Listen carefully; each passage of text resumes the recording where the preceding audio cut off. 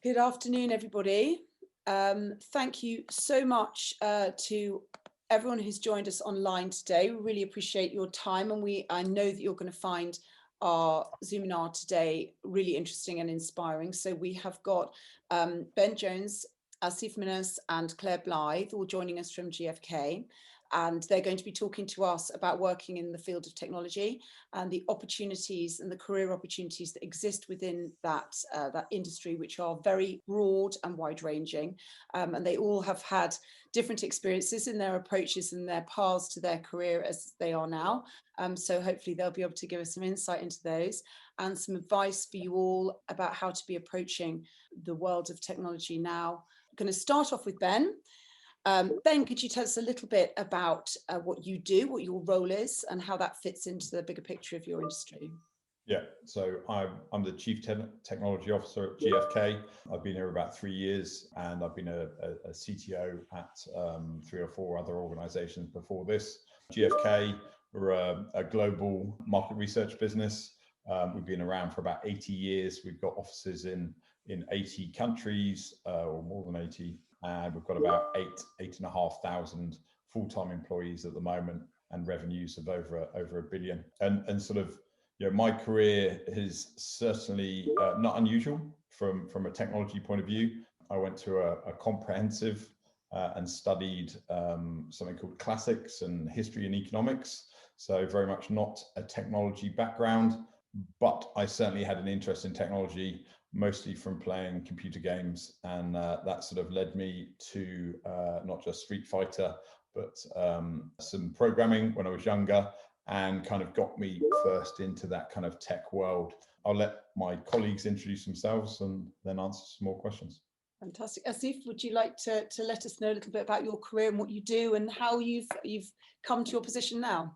Sure, happy to do so, Rachel. Hi, everyone. So I'm Asif Minhas. I'm the IT PMO manager at GFK. So that stands for Portfolio Management Office. My background, similar to Ben, is quite diverse, not from the tech industry classically. I studied law. So I fell in love with a defense lawyer in the O.J. Simpson trial. If you remember that all the way back, went into law thinking I'll be, courtroom drama or the law and order kind of things. It was never going to turn out to be that way. So I segued into PMO, which is either project management office, portfolio management office. Ideally, it's around change, it's around projects, delivering either tech or business change projects to colleagues, to customers. So I've worked my way through the financial services industry for the past 14, 15 years. Joined GFK just over 1.5 years ago, and now we're responsible for managing the IT portfolio within GFK. So that's all the way from your networks and data centers, all the way through to rolling out Teams and OneDrive and collaborative platforms. Fantastic. So that's me, Rachel. That's great. Thank you very much. Claire, could you let us know a little bit about what you do? Yeah, sure. I'm Claire Blythe, and I basically look after the operations and the technology team for the survey-based part of the business. So we look to kind of understand why people buy or don't buy products, and we do that by asking people questions or tracking their behaviour on the internet with their permission, obviously. So I've worked for GFK around, it's more than 20 years now. So I basically have a very non-traditional background to technology because I did a drama and English degree. So I wanted to be a costume designer, started at GFK as a telephone interviewer, and then just gradually got different jobs within GFK until Ben asked me to join his team last year. So a very non-traditional background. Fantastic. It's very interesting to hear, and so often when I speak to people, they have not, that the careers that they thought they were going to be moving towards are not the careers that they have ended up with. Definitely, I wasn't going to work in an office, so. And I think that's an important point, which is I don't think anyone, when asked, thinks I really want to get into tech, or at least there are a few people that think that, but I certainly didn't. And if you'd asked 15-year-old me what I'd be doing now, I don't think I'd have answered this job. But I actually think that's a good thing. The bad thing is it is such a great career to get into, and I think that's why we're also passionate about being here today and talking about it. In that, I really do think it opens up so many opportunities. both for diverse backgrounds to get involved. And that's something that we really, I think thrive within this kind of industry. But actually it's great fun as well. Technology can sound like we're all sat behind the screens all day. But actually, I think, what makes a great technologist isn't necessarily, the programming or the networks or the understanding of how, the hardware works, but really it's about, people, problem solving, it's about opportunities and making the most of those. It's about, some of the delivery work, there is some analytical and some sort of numbers and, tricky things to solve. But really, it's about getting people together and solving problems most of all. Absolutely. And actually, I know particularly looking at Ben and Claire's roles. So Claire, I know you've spent quite a lot of time looking at part of your work mentoring talent coming into the industry. Could you tell me a little bit about the work that you've done with that? So we have a mentoring program within kind of GFK, and so I've mentored quite a few young graduates who are kind of starting with us. We used to have a graduate program and we basically assign them one of the senior leaders, and that's always been really, really cool because you kind of get a totally different perspective, but you're also sort of helping someone else's career, but it also teaches you a little bit about what's important as a manager, I think, as well. So, yeah, and it's fantastic to hear about people in senior positions in businesses like yours who are passionate about creating a diverse workforce. yes. And clearly you work very internationally as well. So Asif, does your area of the business work internationally specifically, or are you mostly UK based? No, so ours is the kind of global IT division within GFK. So our largest hub outside of Germany, Nuremberg, is the headquarters for GFK. Outside of that, our large hub site is Sofia in Bulgaria. In my immediate team, I've got colleagues all the way from the East Coast of the US all the way through to KL in Malaysia. So there's huge amounts of diversity of thought, the cultural diversity of how people approach problems, how they approach working with different colleagues. And I think we've all learned to become better individuals for those experiences. These are our direct colleagues. These aren't arrangements from an offshoring or outsourcing partnership. These are within our team, contributing daily to the work we do and delivering change for GFK and our customers. We've really benefited from that. That's fantastic. Ben, I know obviously you've been with GFK for 4 years now? Yeah, approaching. Is that right? Could you tell us a little bit about the changes that you've seen in GFK since you've come on board, particularly with regards to recruitment of teams?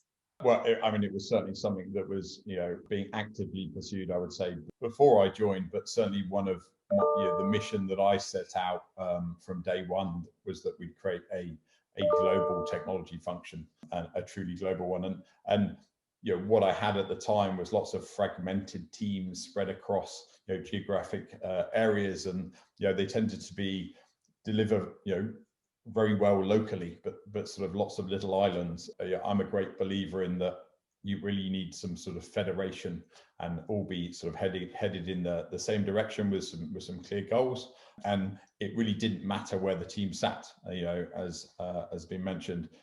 We've got teams that are, geographically dispersed, but still delivering against a business problem or an outcome. And so what we have done as a group is we've had to put some hard and fast rules in place that do at least edge us in the right direction. And so something that Claire's been very passionate about, is the co-leading is an initiative out of the UK that we've now taken globally, which is we will publicly declare what our gender ratio is and gender pay gap. We will start looking at, and when we do the recruitment, I insist that at least 25% of the CVs that come across for every position are female, because we really do have, that's probably the biggest gap we've got within my organization is the gender gap. And when we do things like appraisals, someone independent within HR works with myself and the senior leadership team to make sure that there aren't any unconscious biases or real biases is when we look at things like rewards and bonuses and appraisals. So we literally look across the whole and see if we're if we're doing anything we shouldn't be. And that is, we've actually recently just appointed at a board level, a diversity and inclusivity leader who is our CHRO. So I just want to pick up on one thing that, you know, I thought was great, that literally came across my desk about an hour ago, which was just to give people a bit of an idea as well, because I think, you know, being English myself is something I'm sometimes very reticent to talk about, but I think is really important. Literally in the last hour and a half, we have made 2 offers to interns to join us, our organization, on starting salaries in excess of 30,000, which I think is a great thing. And if for nothing else, why people should consider a career in technology is that it can be very rewarding from a financial point of view. Now, I think it can be rewarding in other ways too, but when I consider the career in advertising that I was considering before I took you know, this sort of technology path, I'm glad I certainly took this one.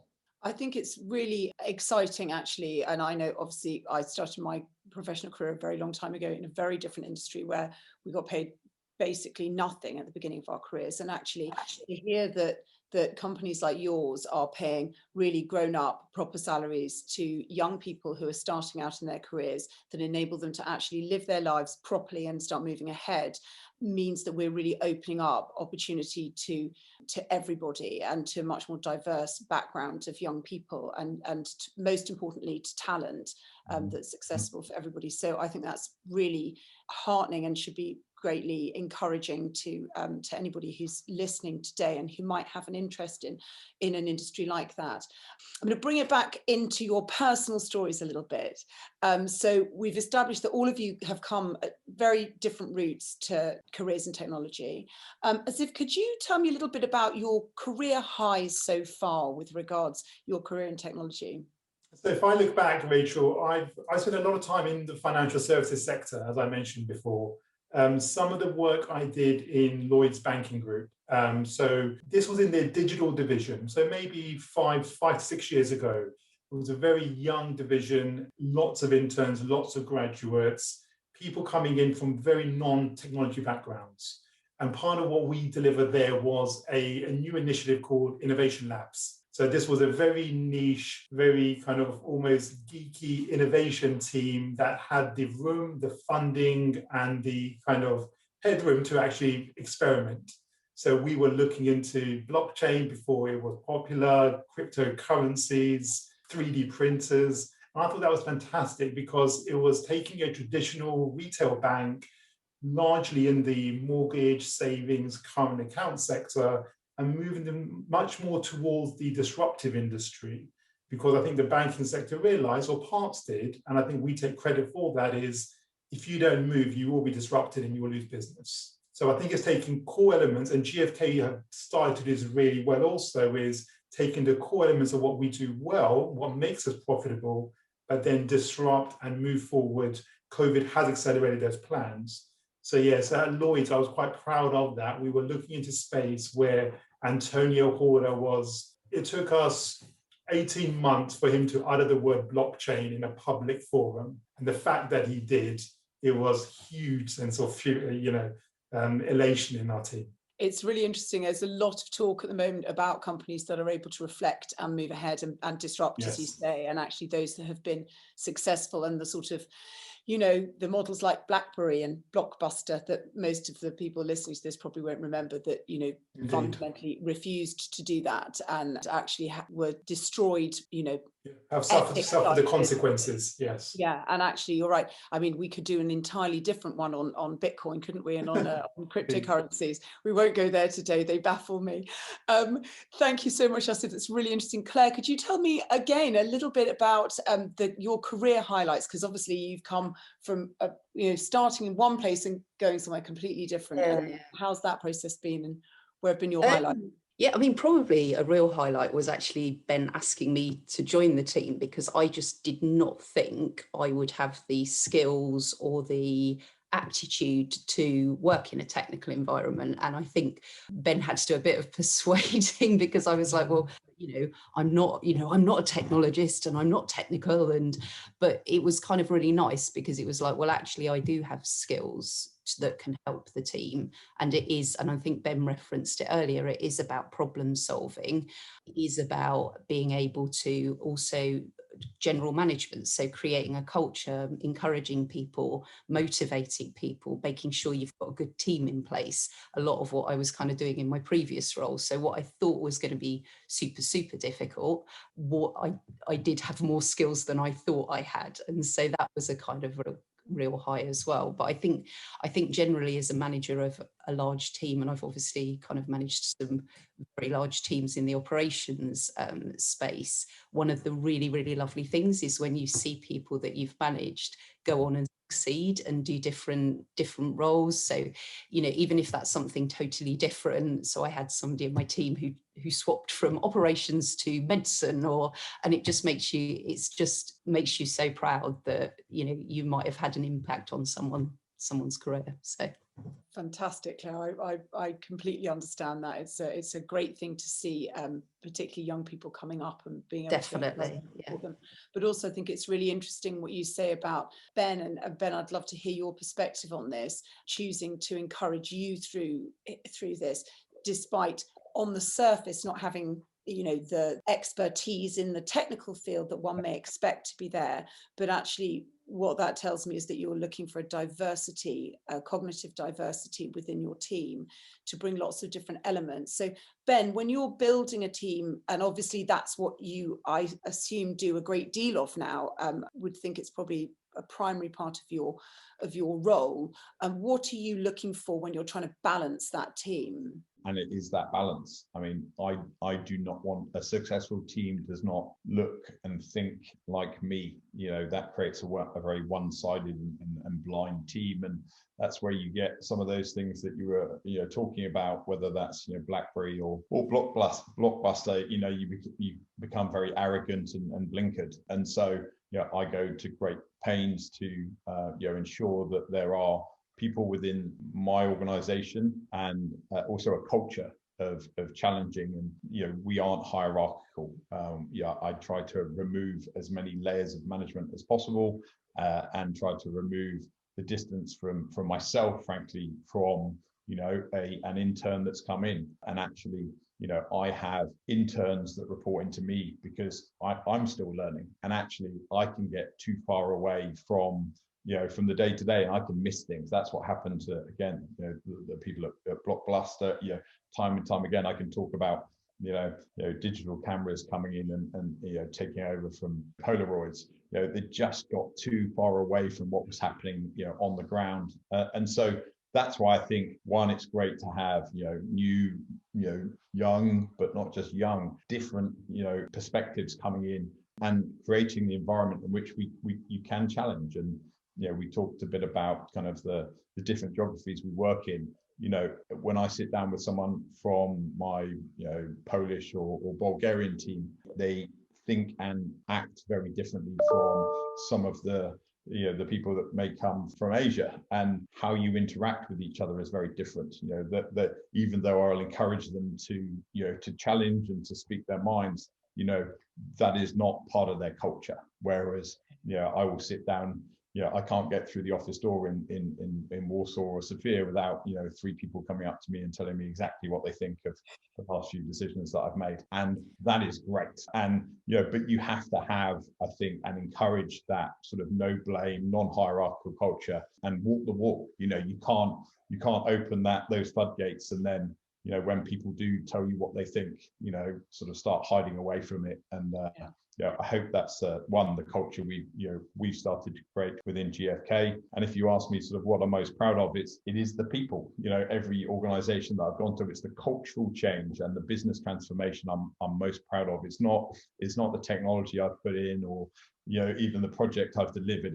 It's the people, and they're the thing I miss most when I move on. You know, I've been lucky enough to have people work for me at 3 or 4 or 5 different organizations, and I think, you know, that's great, because, you know, I get to know some people and I get to know what they're like, they get to know what I'm like, and, you know, they will challenge me, and I think that makes my job easier. That's what makes me successful, is I've got some people that I trust that are unafraid to tell me exactly what they think and call me out when I'm wrong. And so that's what I get most out of. And if I sort of, was to give some advice, it was, my first role in technology was literally me walking into American Express Bank in Victoria. It was a trading floor, and I was doing a summer internship when I was sort of 17, or that's what I was looking for. And I went in and asked to speak to someone, and I knew a little bit about tech. And it was back in the days where the traders used to probably drink at least half a bottle of whiskey during lunchtime on a Thursday and Friday, Wednesday, Tuesday, and probably Monday as well. And so if you're a little bit slow after lunch, you used to get a tumbler, if you were lucky, empty, thrown at you if you're a bit too slow to fix their issue. So I got pretty good sort of peripheral vision there. Do you know what? Within a couple of weeks, I learned to, solve their problems, be proactive. And it's that sort of, just being inquisitive and, hardworking. That got me, from the 6 weeks, that then got me that whole summer. They asked me back at Christmas, then the next year, funded me all the way through university. It got me my first job after university. And, I then started a career as an experienced hire. And that was literally me just sort of having, the balls, frankly, to walk in and ask someone, if they had any job, making the tea, cleaning the printers, changing the toner cartridges, have that, have the faith and sort of the passion and confidence in yourself that you don't need to be the computer programmer or whatever it is. You just need to understand people, solve problems, and work hard. And hopefully you can do well.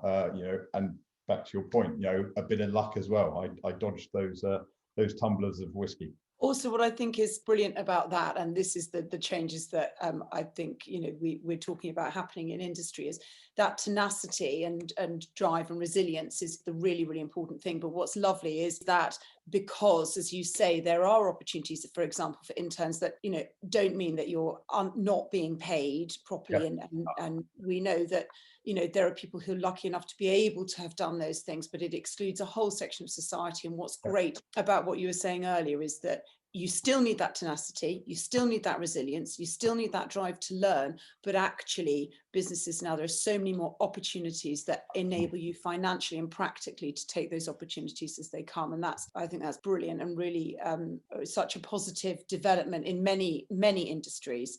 Asif, when we're looking at the skills that people bringing to your industry, what are the things that you think, what kind of person do you feel, and what particular qualities and characteristics do you feel make a strong team member?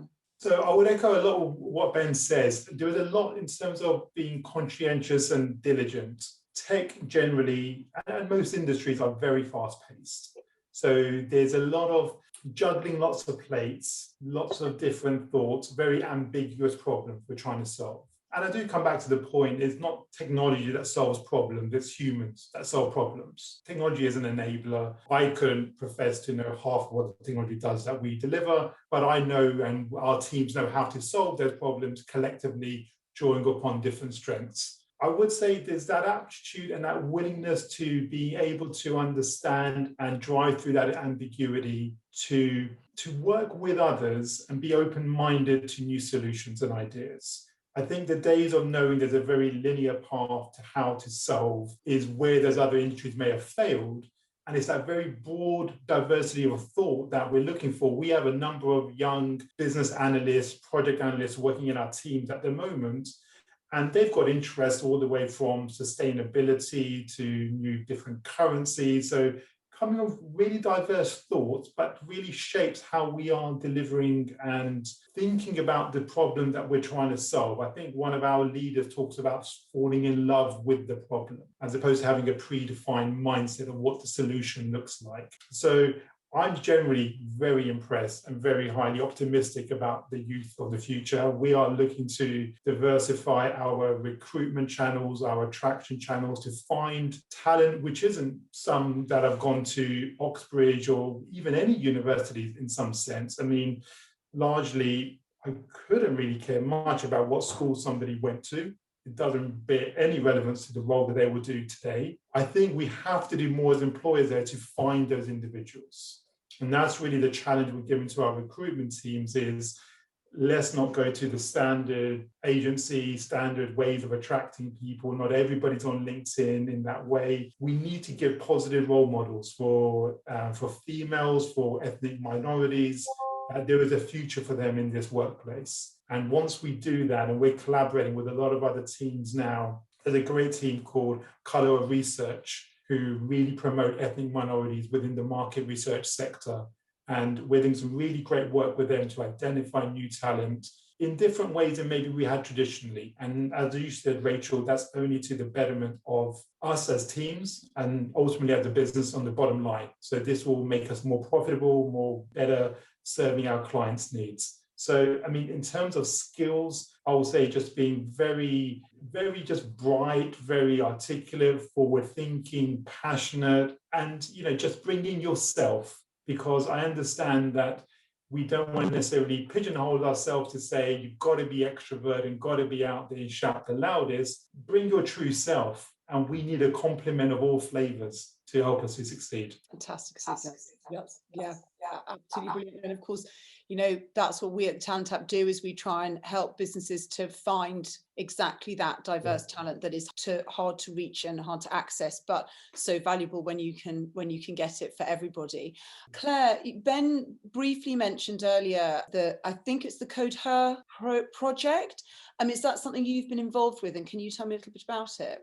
We're just kind of setting that up within GFK at the moment. So basically that's looking at going into, at the moment, girls' schools, but hopefully broadening out to kind of beyond London and beyond kind of girls' schools eventually. But it's just kind of in its initiation stages, and it's really looking to encourage girls to choose science subjects or computing subjects, because at the moment I think only 10% of computing A levels are done by girls, and obviously that then reflects in the workplace, and so what we're trying to do is to go into schools, to talk in careers fairs, to really kind of explain like how good a career in technology could be, to explain what the roles are, to explain kind of what your career path might look like, what you might, you know, who you might be talking to on a daily basis, and the types of problems you might be solving.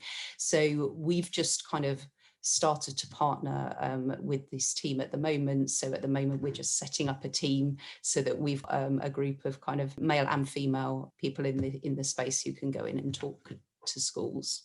Fantastic. And have you seen, obviously you've been with GFK a long time, have you seen the changes starting to happen with women coming into technology, or are we still really chipping away at the iceberg at the moment? I'd say that our team is reasonably diverse, but not in terms of gender at a management level.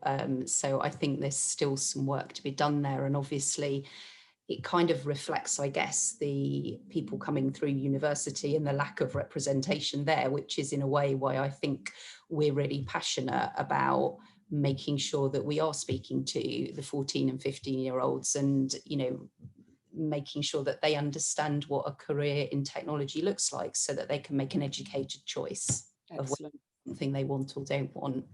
Yeah, well, I mean, it's a fantastic thing to be championing, and I know Ben and I have spoken about it briefly previously, and I think it's really exciting. We've gone so many different places. I'm looking back at my areas of to be looking at. Actually, Claire, I'll stay with you for the moment and say, are there any things, obviously Asif was very eloquent about the things that he would be looking for, feels the characteristics that make a good team member for his area. Is there anything specific that you feel you are looking for in your specific area? Not specifically, but I guess one of the things I always look for when we're hiring or when we're recruiting into the team or promoting is really people who take responsibility, who aren't like, this is my job and I don't go beyond that, a bit like Ben saying, I'll do anything, you know. But also I always really encourage people to look at kind of what they did and what they could have done differently. Like, don't look at, you know, what XYZ could have done differently. Look at what you yourself could have done differently to come. It's one of the things I do every day at the end of work, is I just jot down what went well, what didn't go quite so well, and what could I have done differently. And that's something I really kind of encourage my team to do, so that we can kind of learn and work together better. And I think that's something I'm always looking for when I'm hiring. That's a fantastic discipline to have, actually. And interviewing students currently, we're talking a lot to students about reflecting on their own life experience and being able to draw out the positives and being able to recognise the areas that they could have, you know, maybe taken a different attitude or a different route into. So actually to show that that's something that you're still doing, you know, many years into your career and still using that as a you know, really valuable tip. Less than many years. A few years into your career, A couple of years. into a developed area of your career. But you know, actually, it's a fantastic reflective tool to be using, and it just shows what a valuable skill that is to learn maybe early on in one's life. You know, as I, you know, I'm speaking to people who are 17 or 18, and actually if they can nail that skill now, I will try and do it better myself, Claire. Ben, obviously we've talked a little bit about how the world has changed from when you came into your career and developed then, and how do you see the path that people are taking now in comparison to the path that you took a few years ago? I think probably the most interesting change is you know, what we've been through in the last year, actually, and I think this creates a number of opportunities. You know, we're you know, again, it sounds like I'm on the board of trade for technology or something, but yeah, I think the opportunity is for sort of the remote working and the flex working. I think what we've seen is we don't need people sat behind, you know, computers in offices anymore in central London, and I think that opens up huge amounts of possibilities. And if I had my time again, you know, I would be, you know, perhaps traveling the world, and, you know, you can still have a career while doing so. You know, you can work from anywhere now. And I think, you know, senior leaders, and I include myself in this, have realized that, you know, seeing a face or a bum on seat every day, you know, doesn't equate to, you know, the quality of the output. And that actually, I think, you know, that has opened up boundless opportunities for people now to work, you know, the hours or you know, flex working and work around their life. You know, I've got a number of people who have come to tech slightly later in their career, and, you know, they've got families and they want to be able to flex and work the hours around that because of, you know, either, you know, childcare, or they frankly just only want to work, you know, 3 days a week and want to balance their work life. And I think, you know, that's what this kind of job offers is, you know, we want people, as we've talked about, who, you know, take ownership and can deliver. And if they can do that and work around, you know, the hours and work 3 days a week, you know, the more the merrier. And if they can do that from, you know, a beach in Spain as well, you know, I'll come and join them, you know, every other week for one of those face-to-face meetings.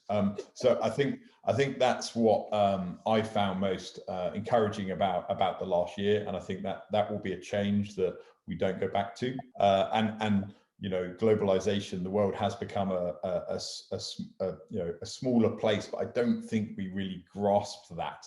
But this has shown to everyone that productivity, in fact, has probably gone up. And I think a lot of people will be reevaluating that, you know, that hour commute on the train or the tube, and thinking, you know, actually we're getting, you know, from a employer's point of view, you know, I'm getting another, even if I take 50% of that, I'm getting another hour of productivity out from everyone a day. And, you know, they can use the other hour to do some exercise or yoga, etc. But you know, that's good for me. And I think that probably is the biggest change in the last year. And hopefully that'll encourage more people to get into this, because, you know, you don't have to be, you know, within, you know, a short distance of London. You can locate yourself wherever you want to be, hopefully, and still have a career in technology. Well, that's particularly interesting for our students who are spread all across the United Kingdom, and obviously they are specifically in areas that are often rural and coastal, which makes it difficult. Asif, now obviously we talked a little bit about that on a personal level. So we've all had to change our working practices very significantly over the last year. How have you found that on a personal level lockdown has affected or changed your working life? So I, in fact, had some prior experience of this where I worked at HSBC in an intentional remote working capacity for nearly 2 years, albeit at the time coffee shops were open, society was functioning, and I could do an afternoons in Cafe Nero and have somebody make coffee and make lunch. So this was slightly a different scenario in that sense.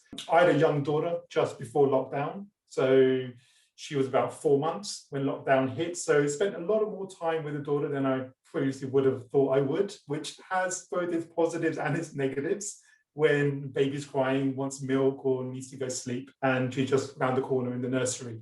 And apologies for the boxes, I am currently packing and moving tomorrow. So luckily the packers didn't put the laptop away or anything else. I would say in terms of the adjustment though, adjusted fairly well, but that's because I've had a office setup and I can work in this way. One thing I would say though, just to temper what Ben was saying earlier, is we've had new recruits join during lockdown. So they've been remotely inducted. And that does cause its own challenges, I think, from a mental health perspective, where they haven't met, the apologies if I remember some Wi-Fi issues, they haven't met any of their colleagues face to face.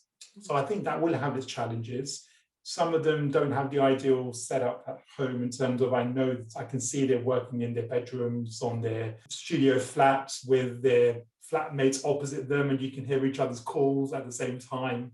So I think there is that balance to be struck where, whilst maybe slightly us in our developed stages of our career can adjust from working from home, others may not be able to do as much. And I do worry about that hidden aspect of the impact on society. Yeah, I agree, Asif, and I think we will probably, when we come through this, strike a balance. So it won't Indeed. have to be that 5 days a week commute.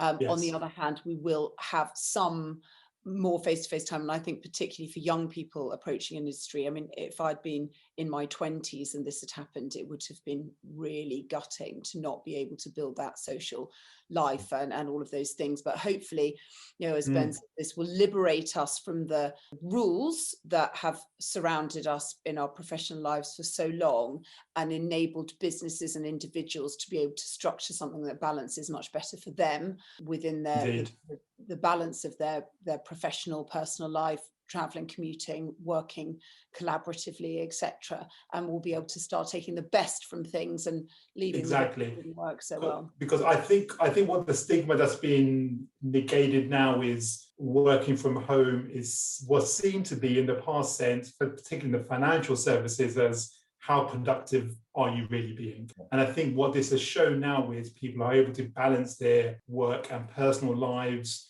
maybe start later, finish later, or start earlier. And I think that's really been a positive aspect of what this has shown us. Yeah. And Claire, from your point of view, has that changed your commute? Has that changed your practicalities in your life, being in lockdown? And how do you think that will affect your working life going forwards? Well, I'd never worked from home because I was like, oh, I like being in the office. I like being with people. So it's been interesting not being with people, and obviously taking over a new team. It's quite tough to not be face to face and not be able to kind of just build those relationships. But I've got much more used to it and enjoy the kind of flexibility to do some other things. And as you know, as Asif says, it's nice to not have that where you have to be at your desk between 9 and 5. And if you're away for 15 minutes, people are going to be, where are you?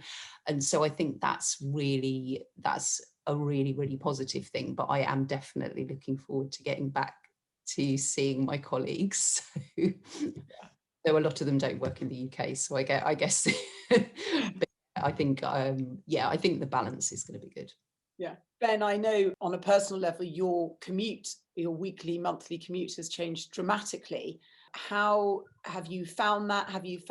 I assume you won't be returning to quite the same process as you were in before, and where is that time now going for you? Yeah, that is a good question. I don't know is the answer. So I mean, I took 200 flights in 2018, which, if you work that out, is definitely far too many. I think my record was 9 flights in a week, which I'm still not quite sure how I managed that one. But I mean, I loved the first couple of weeks, but I guess I'd echo what Asif and Claire have said, which is, I like the balance. I will be the first one back, as everyone knows, I'll be the first one back in the office. I'll be banging on the door when we're allowed back in, because I miss the people, and I miss, this is fun, but every day now seems to be full of these meetings, and you don't get the kind of serendipity, moments where you just, walk past someone on the way to the coffee machine and you just go, oh, I remember this thing, and that's a 2-minute session where you solve what would then have to become an hour meeting, probably with 5 other people. And so I miss that, and I miss seeing people and going that aren't my direct reports, that I don't see every day, and just sort of how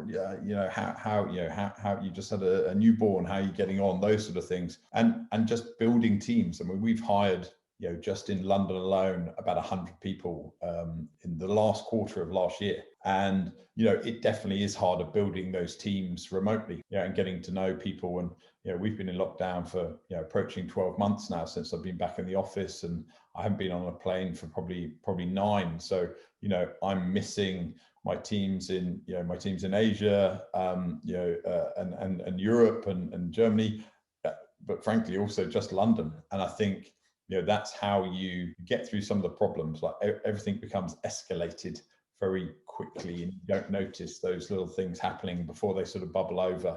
If you're not walking around an office and you just notice someone's looking, a little bit stressed, or they're everyone's suddenly crowded around a desk. I always like that. I go over and go, and stick my head in and go, what's going on here? Not because they need my help, frankly, but I'm just interested, and they generally tell me to go back to my desk and get on with whatever spreadsheets I'm worrying about. But that's the fun bit of my job, is I get to see all these little things going on, and I'm missing that. I'm certainly not going back to the commute every day. I think like everyone else, I've addressed somewhat my work-life balance, and my garden is looking a little bit better than it did or was when it was sunnier. But I've addressed some of those things with my family and my children, and I'm certainly enjoying seeing more of them. And I think again, that will be the positive, hopefully, that comes out of this. But I echo your thoughts, where we need to ensure that the people coming into the workplace have as many opportunities as possible. And I think those are the people that have suffered most during this time period. There are people at risk, I understand, and I feel very sorry for them, but there are people who are not at risk and have very much suffered throughout this, and we need to put all our efforts in the next few years to making sure we are accelerating and making up for putting their careers and their lives on hold for the last 18 months to 2 years. I agree. What's really exciting, though, from listening to you all, is that actually we're talking about an industry now that young people who are approaching it, who are coming with the right attitude and the right potential, have the opportunity, regardless of where they are geographically, to get involved, to gain employment in innovative and exciting roles in a forward-thinking modern industry, that they have flexibility of working environment, and that they will be able to do that in a way that is financially at the very least achievable, and at the very best very rewarding. Mm-hmm. So actually, there are obviously some really exciting opportunities for the kind of young people that we're working with, regardless of their logistical positions, because, as we know, if you're not based within London or within a big city, and actually lots of people have family commitments, and they have actually to know that there are opportunities out there with an industry and with a business like GFK is really exciting. Folks, I've taken up quite a lot of your time today, so I'm going to just ask very quickly for your top tips for anybody approaching a career in technology, and then we'll ask any of our attendees if they'd like to put any questions to us. So guys, if there's anything you think you'd like to ask, start letting me know now. Asif, top tips, just your top sort of 2 or 3 things that you would suggest. I think the top thing that's kind of come to me, and I've even learned this myself quite recently, is about being T-shaped as an individual. So it's not necessarily being so honed in on one particular skill, one particular strength, but just having a variety of things that you're interested in, learning things that you don't currently know. And there's many online courses and free ones at that, where you can just dip your toe in the water to see whether that's an interest, and then see whether that goes further in your career. Not necessarily to pigeonhole yourself too much, keep open-minded, and just be very inquisitive. Be very creative, be very inquisitive. Don't be apologetic for your background. Never hide away from who you are. And like I said, bring your true self. And if it's meant to be and there's a role for you at GFK, then we'll make it happen. Claire, what would you say? I'm going to steal, we have a team motto, and it's challenge, be collaborative, be curious, and care. And that's what kind of as a team we always aim for, and it's easy to remember things. And that's kind of my top advice, particularly the curiosity. Don't stop asking questions. I think I'm going to pinch that as well as advice for my students I'm interviewing. Ben, top tips. Well, one, get in touch with us. You know, we're always looking for top talent. So drop us a note, either myself, it's ben.jones@gfk.com, and happy to have a chat. And certainly we're happy to share other advice as well. But be bold. Go out there. You could send 1,000 email out asking for a role or an internship. You only need to get one back, and sending an email is pretty cheap. Fantastic. In which case, I will say, Ben, Asif and Claire, thank you so much for your time. It's been absolutely fascinating talking to you today.